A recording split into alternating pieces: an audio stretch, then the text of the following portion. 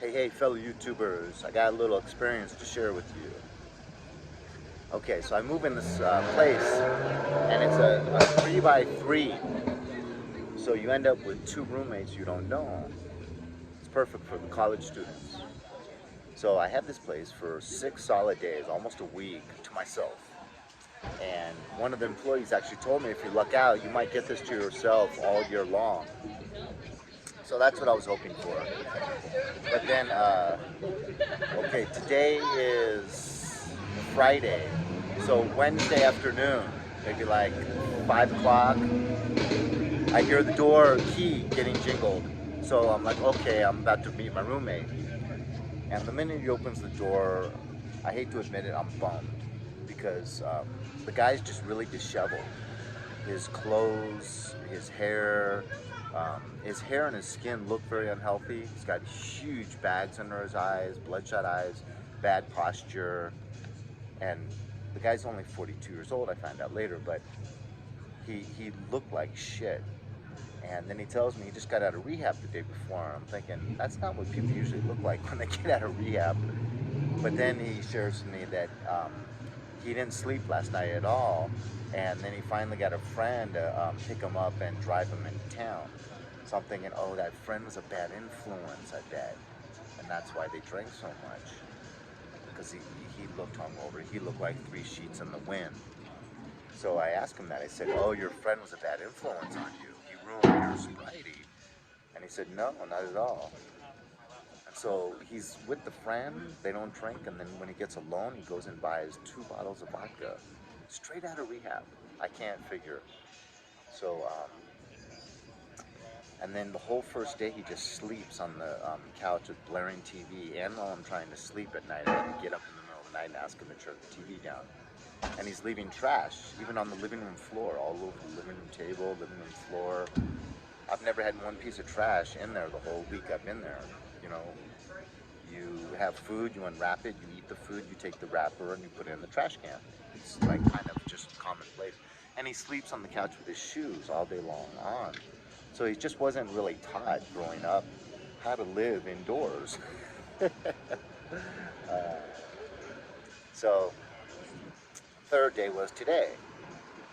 Fresh bottles of vodka on the couch, drinking, sleeping, watching TV all day long. And a couple times, just like a few hours ago, I'd say, hey, wake up, I'd like to sit down on the couch. So he apologizes, he moves his feet, and then I sit down. And then he falls asleep and he just puts his legs over on my lap. He did it 3 times. I kept having to like wake him up and go, your legs are on top of me. And we would both laugh and he'd apologize, but it's just because he's so knockered, whatever it's called. So I was kind of bummed out, and I went to church this morning, and I prayed a couple rosaries because I wanted a sign from the Holy Spirit, like I could just go to management and try to move, or I could try. I know I can't really work with the guy. There's no working with him. We already got in an argument the first night because I was listening to these really, really long stories about his problems in life and asking questions about that. And then when I would say, oh, that happened to me too, or oh, I was only married for 2.5 years, and he would just kind of look at me and like, why in the hell are you chiming in? And then he would just go back to his sob stories. And it was getting really frustrating. And after an hour, I called him on it. I'm like, hey, there's two people here? He's like, what do you mean? I'm like, well, I'm listening to your stuff. I'm focused. I'm paying attention. I'm asking questions. And then anytime I share anything about me, you just discount it. You just look at me like, why in the hell are you saying anything? And or if I'd say an opinion, he'd say 180 degrees contrary to opinion, every single opinion I said. So I mentioned those two things. I said, you either just totally discount anything I say and you won't respond to it, or you are contrary to everything else I say. And he's like, you're a crybaby. You're acting like you're 2 years old. And I'm like, no, you're treating me like I'm 2 years old. So that's why I'm trying to engage this conversation with you. Because we're brand new roommates. You'd think you'd want to have some effort. You'd want to put your best foot forward and have some effort trying to get along and finding common ground instead of working really, really hard to make sure that I feel that we have no common ground. even in areas of my expertise, we were talking about master's degrees and PhDs, and he totally contradicted me.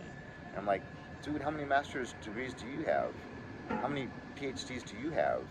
Does your dad have any? You know, okay, well, my dad has a PhD from UCLA. I have 2 masters, a pupil personnel services credential, a BA in psychology. Do you have a BA even? You know, well then why in the hell are you thinking that you know more about this, my expertise, my area of expertise than I do? And why would you just discount when I'm correcting you and going, no, that's not true? And you're just like, no, you don't know what you're talking about. Well, where do you get your information? I got my information from graduate school and people that attended graduate school. Where are you getting your information? So, a little bit frustrating. But, so when I was at church, though, I think I got a clear signal from the Holy Spirit that don't run from this person, help him. So I kind of start to realize what's going on, you know, because I ask God to help me with these people that just come into my life and all they want to do is attack me, attack. You know, and that third attack, I usually blow a fuse, and then I lose my peace. I have to go to confession the next day, and it's just, the devil uses people to push me on this soft spot of mine, pushing my buttons. And it's really kind of frustrating getting old, so I ask God for help with that, and that's how God helps you. He sends you more of those people. It's like Aaron Kim, this YouTuber. He said he was at his wit's end. He was completely overwhelmed, and he was in a public place, but he like fell to his knees and asked God for help, and then he meets this guy that's in worse shape than he is. So then he has to focus on this individual and help this individual. And then, of course, when this individual feels better, he felt better too. So I'm thinking that's the same thing. And now I realize I have to step into even being better so I can be a good role model for him, which would help him, and then also would help me in return, because I'm now trying to step up my game. Excuse me. So this is my first beer in 3 or 4 days, and it's probably going to be my last for a week or two, because I don't want them to see me drinking. I don't, every now and then, you know, actually almost every night, I need to smoke a little pot. I don't like the edibles. They give me bags under my eyes and I feel drowsy the next day.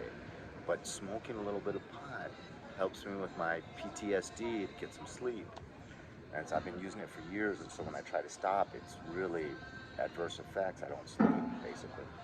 So I got to cut that out, so I can really try to be a good role model for this person. I'm already talking. So when I get home from church, I ask him, you know, were you raised with any religion? He said, yeah, I was a fully baptized Catholic. I was like, really? Did you get First Communion? He said, yeah.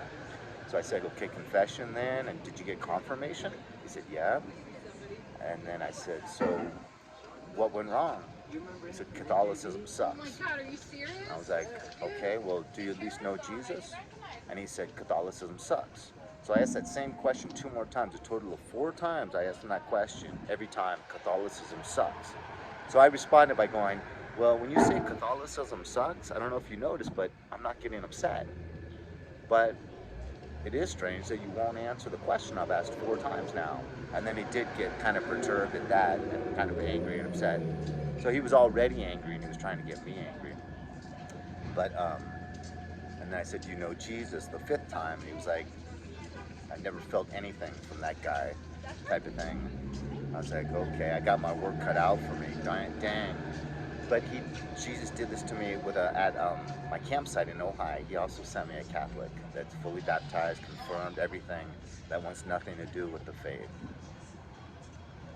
And it's a hard nut to crack. So I just try to be very gentle, but very repetitive at the same time. So anyone that wants to pray for me to try to up my game so I can be a good role model for this guy, because I'm really getting help with patience, because all the trash all over the living room table and the living room floor, and sleeping on the couch all day long with bottles of vodka there. I mean, what my kids are planning to come over? Are they gonna have to see this drunk on my couch all day, every day with big bottles of vodka?